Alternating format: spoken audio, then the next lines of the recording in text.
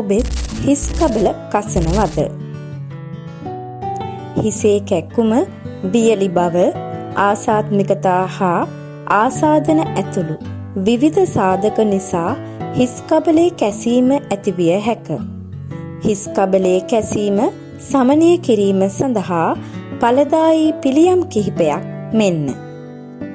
Apple සයින්ඩර් විනාකිරි.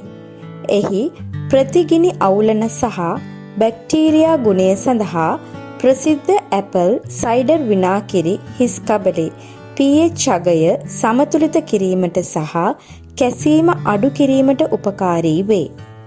Apple සයින්ඩර් විනාකිරි සහ ජලය සමාන කොටස් මිශ්‍ර කර හිස් කබලේ ආලේප කර විනාඩි 15ක් 20ක් තබා හොඳින් සෝදා හරින්න.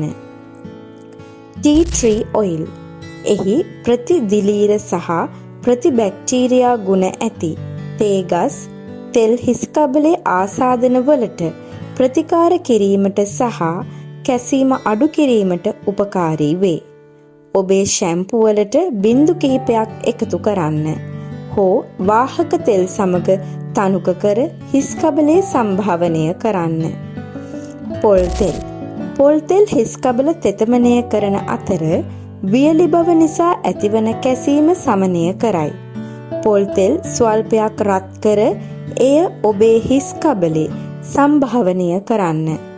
එය සේදීමට පෙර අවම වශයෙන් විනාඩි 30ක් හෝ එක රැයකින් එය තබන්න. කෝමාරිකා.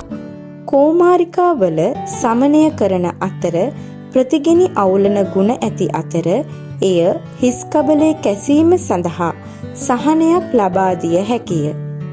නැවුම් කෝමාරිකා ජෙල් ඔබේ හිස් කබලට කෙලින්ම යොදන්න. මිනිත්තු 20ක් 30ක් අතර කාලයක් තබන්න. ඉන්පසු මෘදු ෂැම්පු එකකින් සෝදා හරින්න. ලෙමන් යුෂ.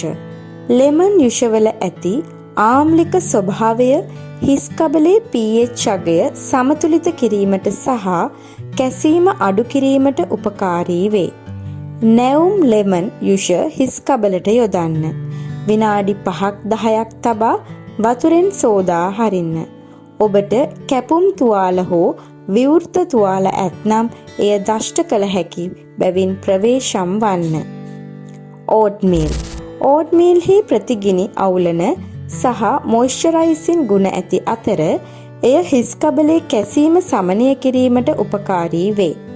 සිහින්ව අඹරන ලද ඕට් මස් ජලය සමග මිශ්‍ර කර තලපයක් සාදා ඔබේ හිස් කබලේ ආලේප කර විනාඩි 15ක් 20ක් තබා හොඳින් සෝදා හරින්න. ගම්මිරිස් තෙල්.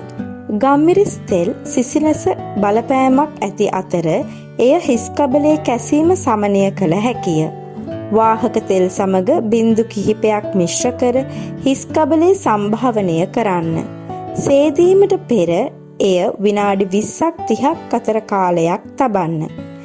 නිසි සජලනය සහ ආහාර වේල. ඔබේ සජලනය වීම සහතික කිරීම සහ විටමින් සහ ಖನಿජ ලවණ වලින් පොහොසත් සමබර ආහාර වේලක් පවත්වා ගැනීම හිස් කබලේ සෞඛ්‍ය වැඩි දියුණු කිරීමට සහ කැසීම අඩු කිරීමට උපකාරී වේ. මෙම පිළියම් උත්සාහ කළත් කැසීම දිගටම පවතින්නේ නම් සමේ රෝග, දද හෝ දිලීර ආසාදනයක් වැනි යටින් පවතින තත්ත්වයක් බැහැර කිරීම සඳහා චර්ම රෝග විශේෂඥ වෛද්‍යවරයෙකුගෙන් උපදෙස් ලබා ගැනීම ඉතාමත් සුදුසු වේ.